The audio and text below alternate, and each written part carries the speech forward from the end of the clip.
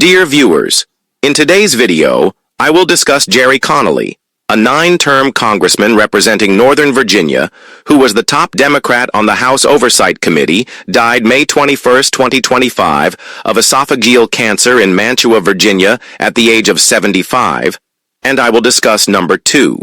Kathleen Hughes, a Golden Age actress and 1950s scream queen, best known for her shriek and startled face in the promotional material for It Came from Outer Space, died May 19, 2025, at the age of 96. And I will discuss number 3. George Wendt, the actor who, as Norm from Cheers, created one of television's most beloved and enduring characters, died in his sleep May 20th, 2025, at his home in Los Angeles at the age of 76. And at last, I will discuss about Christopher Kit Bond, a 2-time governor and former U.S. Senator who spent 4 terms representing Missouri and Washington, died May 13, 2025, in his native St. Louis at the age of 86. Now let's discuss in detail. Gerald Edward Gerry Connolly, March 30th, 1950, May 21st, 2025, was a distinguished American politician who served as the U.S. Representative for Virginia's 11th Congressional District from 2009 until his passing in 2025. A member of the Democratic Party, Connolly was renowned for his unwavering commitment to public service, effective governance, and advocacy for federal employees. Early life and education. Born in Boston, Massachusetts, Connolly pursued higher education with a focus on literature and public administration. He earned a Bachelor of Arts in Literature from Maryknoll College in Glen Ellen, Illinois, and later obtained a Master of Public Administration from Harvard University in 1979. His academic background laid the foundation for his future endeavors in public service and policy making, early career, and local government. Connolly's political journey began at the local level. In 1995, he was elected to the Fairfax County Board of Supervisors, representing the Providence District. He served on the board for 14 years, including 5 years as chairman. During his tenure, Connolly was instrumental in securing federal funding for significant transportation projects, such as the completion of the Fairfax County Parkway and the expansion of the Washington Metro Silver Line. His leadership also contributed to the establishment of the Cross County Trail, a 40-mile path connecting various landscapes from Great Falls to the Prince William County line.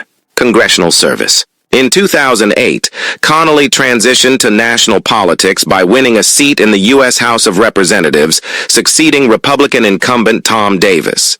Representing Virginia's 11th district, which encompasses Fairfax County and the city of Fairfax, Connolly quickly established himself as a prominent advocate for federal workers and government efficiency. Throughout his 9 terms in Congress, Connolly focused on issues such as cybersecurity, information technology reform, and federal workforce policies.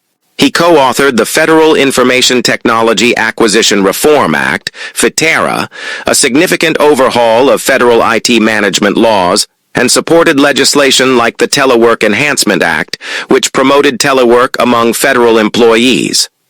Connolly's dedication to effective governance earned him recognition as the most effective lawmaker of the 117th Congress by the Center for Effective Lawmaking. Leadership roles and advocacy. Connolly held several leadership positions during his congressional tenure. He served as the ranking member of the House Oversight and Government Reform Committee, where he played a pivotal role in investigating matters within the committee's jurisdiction. Additionally, Connolly was a member of the House Committee on Foreign Affairs, focusing on issues related to foreign assistance reform, embassy security, and democracy promotion abroad.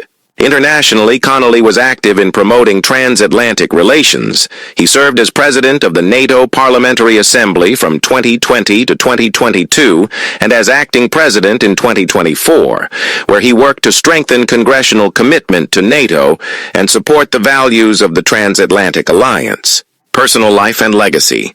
Connolly was married to Kathy Smitty Smith for over 45 years, and the couple had a daughter, Caitlin Rose, a graduate of the University of Virginia. The family resided in Mantua, Fairfax County since 1979. In November 2024, Connolly announced that he had been diagnosed with esophageal cancer. Despite undergoing treatment, the cancer returned, leading him to step down from his committee role in April 2025 and announce his decision not to seek re-election in 2026. He passed away on May 21, 2025 at the age of 75. Connolly's death marked the loss of a dedicated public servant and a respected figure in Virginia and national politics.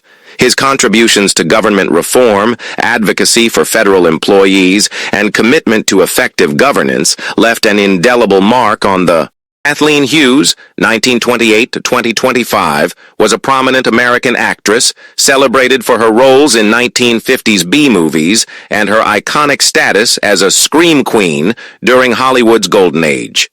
Born Elizabeth Margaret von Gerken on November 14, 1928, in Hollywood, California, she was the niece of screenwriter F. Hugh Herbert, known for plays like Kiss and Tell and The Moon is Blue. Early life and education. Kathleen's passion for acting ignited at the age of 13 after watching a film featuring Donald O'Connor. She graduated from Fairfax High School and pursued higher education at Los Angeles City College and UCLA.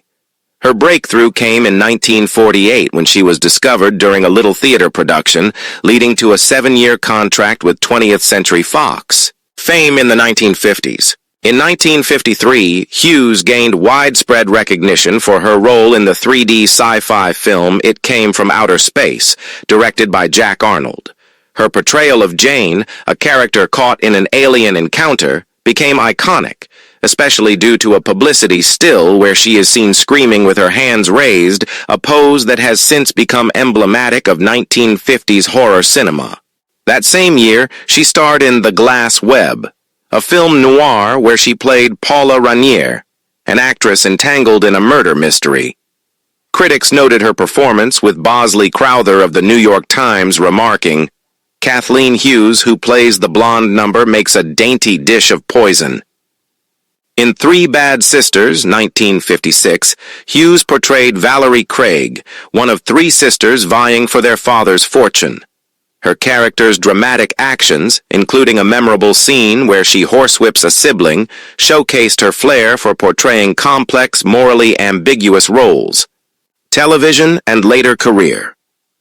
By the late 1950s, Hughes transitioned to television, appearing in various series such as Alfred Hitchcock Presents, The Adventures of Ozzie and Harriet, and 77 Sunset Strip.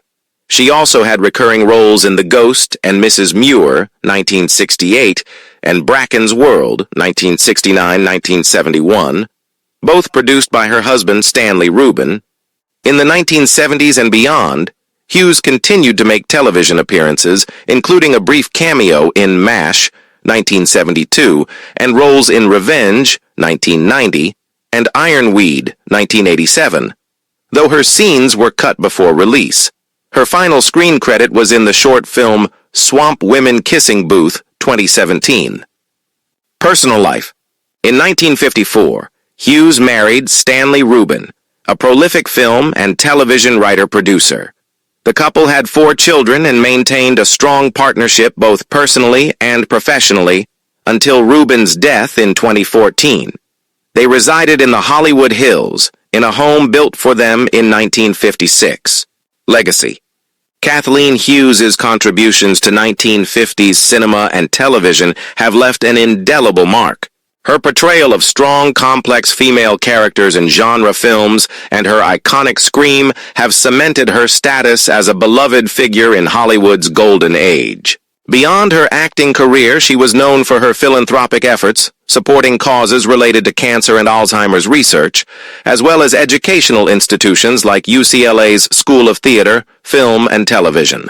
Kathleen Hughes passed away on May 19, 2025, at the age of 96, leaving behind a legacy that continues to inspire fans and filmmakers alike. George Robert Wendt, Jr., October 17, 1948, May 20th, 2025, was an American actor and comedian, best known for his portrayal of Norm Peterson on the iconic NBC sitcom Cheers. His career spanned over 4 decades, encompassing television, film, theater, and voice work, leaving an indelible mark on American pop culture. Early life and education. Born in Chicago, Illinois, Wendt was the son of Loretta Mary, née Howard, and George Robert Wendt II, a realtor and Navy officer. Raised in a large Irish-German family, he attended Rockhurst College in Kansas City, Missouri, where he earned a Bachelor of Arts degree. After a brief stint at the University of Notre Dame, he dropped out and returned to Chicago to pursue his passion for acting. The Second City and early career. In 1974, Wendt joined Chicago's famed improvisational theater troupe, the Second City, where he honed his comedic skills. It was here that he met his future wife, actress Bernadette Burkett, who would later voice his unseen wife, Vera, on Cheers. Their collaboration extended beyond the stage, as Burkett's voice work added a unique layer to Wendt's on-screen persona. Breakthrough with Cheers. Wendt's big break came in 1982 when he was cast as Norm Peterson, the affable and perpetually bar-bound accountant, on Cheers. Initially intended as a minor character, Norm's popularity soared, leading to Wendt's appearance in all 275 episodes of the series. His impeccable comedic timing and relatable everyman persona earned him 6 consecutive Primetime Emmy nominations for Outstanding Supporting Actor in a Comedy Series. The show's blend of witty dialogue and character-driven humor made it a cultural touchstone, and Wendt's portrayal of Norm became emblematic of the show's success. Post-Cheers career. After Cheers concluded in 1993, Wendt continued to build his career in television and film. He starred in the short-lived CBS sitcom The George Wendt Show in 1995, which was based on the NPR radio show Car Talk. Despite its cancellation after 6 episodes, the show showcased Wendt's versatility as a lead actor. He also made guest appearances on various television programs, including Saturday Night Live, Frasier, The Simpsons, and Family Guy, often reprising his role as Norm Peterson. In film, Wendt appeared in a diverse range of movies, such as Airplane 2, the sequel, 1982, Fletch, 1985, The Little Rascals, 1994, Man of the House, 1995, Spice World, 1997, and Sandy Wexler, 2017. His roles often leveraged his comedic strengths, contributing to his reputation as a reliable character actor. Theater and voice work. Wendt's talents extended to the stage, where he performed in several Broadway productions. Notably, he played Edna Turnblad in the musical Hairspray in 2008, earning critical acclaim for his performance. He also appeared in Art and Elf on Broadway, showcasing his range and commitment to the craft. In addition to his stage work, Wendt lent his voice to various animated series, including The Simpsons, Family Guy, and Portlandia. His distinctive voice and comedic sensibilities translated well into animation, allowing him to reach new audiences. Personal life and legacy. Wendt married Bernadette Burkett in 1978, and the couple had 3 children together. Their partnership was both personal and professional, with Burkett's voice work adding depth to Wendt's television persona. Wendt's nephew is actor Jason Sudeikis, further intertwining the Wendt family's legacy in the entertainment industry. Known for his humility and warmth, Wendt was beloved by fans and colleagues alike. His portrayal of Norm Peterson resonated with audiences, embodying the everyman who found solace among friends in a neighborhood bar. His passing on May 20, 2025, at the age of 76, coincided with the 32nd anniversary of the Cheers finale, marking a poignant moment in television history. Tributes from co-stars and fans highlighted his enduring impact on the industry and his legacy as a comedic icon. Conclusion. Christopher Samuel Kit Bond, 1939-2025, was a distinguished Republican politician from Missouri whose career spanned over 4 decades, encompassing 2 terms as governor and 4 terms as U.S. Senator. Renowned for his pragmatic leadership, bipartisan approach, and deep commitment to his home state, Bond left an indelible mark on Missouri's political landscape and the nation. Early life and education. Born on March 6, 1939, in St. Louis, Missouri, Bond hailed from a prominent family.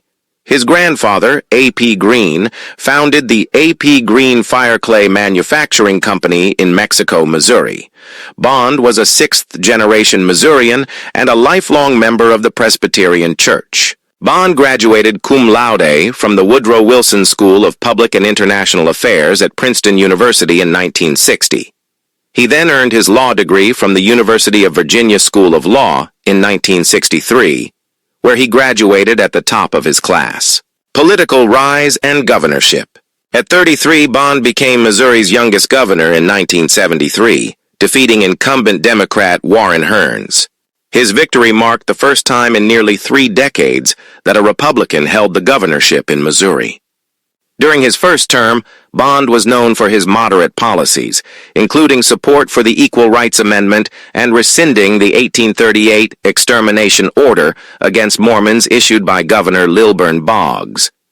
Bond lost his re-election bid in 1976, but made a political comeback in 1980, defeating incumbent Lieutenant Governor Bill Phelps in the Republican primary and Democratic nominee Joseph P. Teasdale in the general election. During his second term, Bond focused on fiscal responsibility and education reform, including expanding the Parents as Teachers program statewide. U.S. Senate career. In 1986, Bond was elected to the U.S. Senate, succeeding retiring Senator John Danforth. He was re-elected in 1992, 1998, and 2004, serving a total of 24 years. Bond was known for his work on the Senate Appropriations Committee, where he secured billions of dollars in federal funding for Missouri infrastructure projects. He also served as vice chairman of the Senate Intelligence Committee, advocating for reforms in the intelligence community. One of Bond's most notable achievements was his advocacy for the Parents as Teachers program. Having enrolled his own son in the program during its pilot stage, Bond worked tirelessly to expand it nationwide. His efforts led to the establishment of a national center for the program and its expansion to all 50 states and 6 countries. Post-Senate life and legacy. After retiring from the Senate in 2011, Bond continued to influence public policy through his firm, Kit Bond Strategies, and as a partner at Thompson Coburn LLP. He co-authored the book The Next Front, Southeast Asia, and The Road to Global Peace with Islam, advocating for increased American engagement in Southeast Asia. Bond's legacy is commemorated through various institutions and landmarks bearing his name, including the Christopher S. Bond U.S. Courthouse in Kansas City. He was also inducted into the Missouri Public Affairs Hall of Fame in 2021. Personal life. Bond was married to Carolyn Reed from 1967 until their divorce in 1995. In 2002, he married Linda Pell. He had one son, Samuel Reed Bond, who served as a first lieutenant in the U.S. Marine Corps. Death and remembrance. Christopher Kit Bond passed away on May 13, 2025, at the age of 86 in St. Louis. His death marked the end of a remarkable career dedicated to public service. Bond was remembered as a skilled statesman who built coalitions and worked across party lines to achieve results. Kit Bond's career exemplified a commitment to public service, pragmatic leadership, and a deep dedication to his home state of Missouri. His legacy continues to influence Missouri politics and public policy today.